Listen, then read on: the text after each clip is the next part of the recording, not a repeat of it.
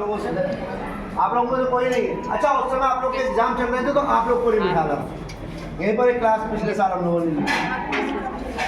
पिछले साल तो बनाओगे ना तुम सिर्फ इस पर रखो। हम लोग रंगमंच से जुड़े हुए थिएटर करते हैं। थिएटर समझते हैं सारे लोग। हम लोग थिएटर करते हैं और कोशिश करते हैं कि थिएटर का प्रचार प्रसार करते हैं, आप लोगों को बता सकें कि रंगमंच क्या है। आप लोगों ने वेदों के नाम सुने?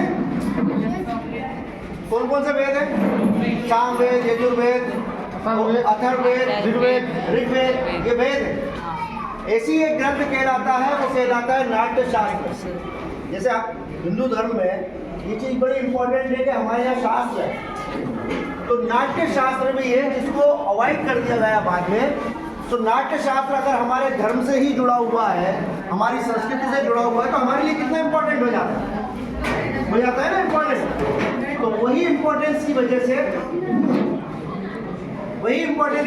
सरकार भी चाहती है कि हमारी संस्कृति का प्रसार, हमारी संस्कृति के बारे में लोग जाने, हमें पहचाने कि हम एक्चुअली क्या है। हमारी संस्कृति का नाटक जो है, तो थिएटर में एक बड़ा हिस्सा, नाटक के जो माध्यम है वो माध्यम ऐसा है कि कोई भी बात कहने के लिए सबसे ताकतवर कहलाता है। जैसे हम आप लोगों के सामने बैठे हैं, इससे पहले कभी नाटक की बात नहीं हुई होगी और आज आप लोगों ने इस बात को सुना तो आपको भी समझ में आ रहा होगा कि नाटक भी एक चीज़ होती है। बहुत सारे लोग शायद नाटक जानते ही नहीं थे, पर नाटक एक चीज़ होती है और हमारी संस्कृति का, हमारे आध्यात्म का, हमारे अध्ययन का एक बहुत बड़ा हिस्सा नाटक, जिसको बहुत सारे लोग नहीं जानते। तो इसका प्रसार हम लोग नाटक के माध्यम से करेंगे, क्योंकि जो हमारे वेद है या जो हमारे शास्त्र है, उन शास्त्रों में भी नाटक का उल्लेख किया गया है। तो ये जानते नहीं है। जैसे ऋषि, कौन से ऋषि को याद है? तो भरत मुनि जैसे ऋषियों ने उस शास्त्र को लिखा, ठीक है। तो वो क्या कह रहा है इसके बारे में हम इस नाटक के माध्यम से आप लोगों को वो चीज सुनवाएंगे, ठीक है। तो उम्मीद है आप लोग कौन सी क्लास के बच्चे हैं? अब तो समझ में आ जाएगा, है ना। आप लोग कौन सी क्लास?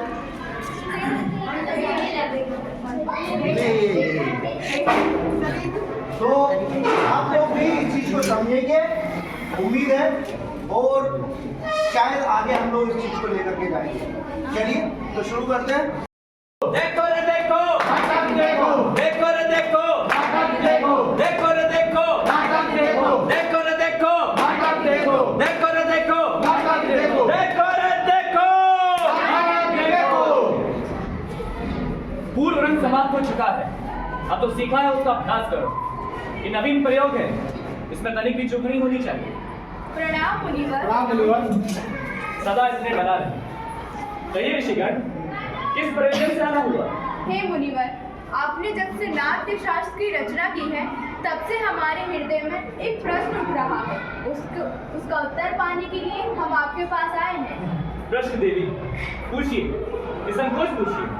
गुरुदेव, नाट्य शास्त्र की उत्पत्ति क्यों हुई? इसका उद्देश्य क्या था? बहुत अच्छा प्रश्न किया है आपने। ये प्रश्न केवल नाटक को नहीं, बल्कि जीवन के सार को समझने का माध्यम है।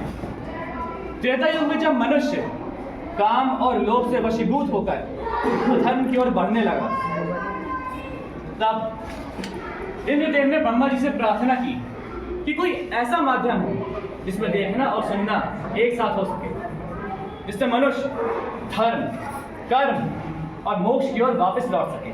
लेकिन गुरुदेव, वेद तो समस्त ज्ञान का भंडार है, उसमें सारे संसार का रहस्य छुपा हुआ है। इस उद्देश्य की पूर्ति के लिए ये वेद बहुत थे, फिर ये नया वेद क्यों?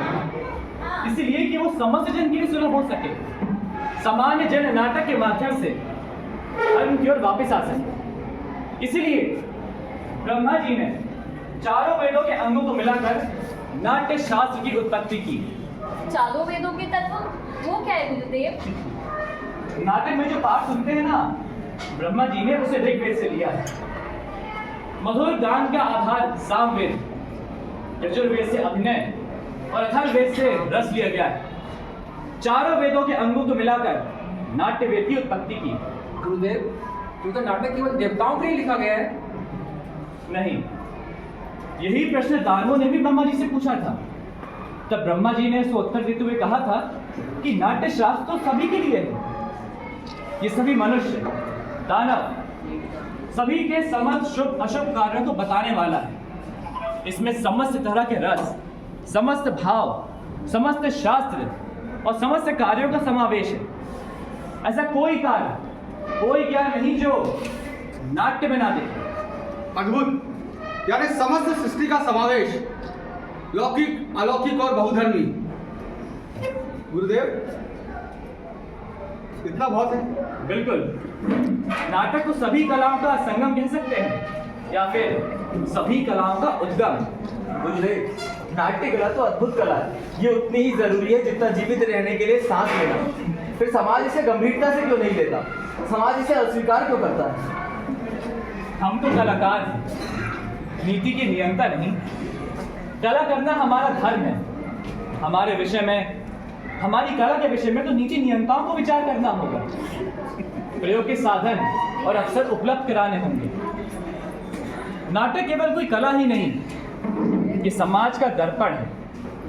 रंगमंच जाति, धर्म और भौगोलिक सीमाओं से परे जाकर समग्रता में मानवीयता की बात करता है।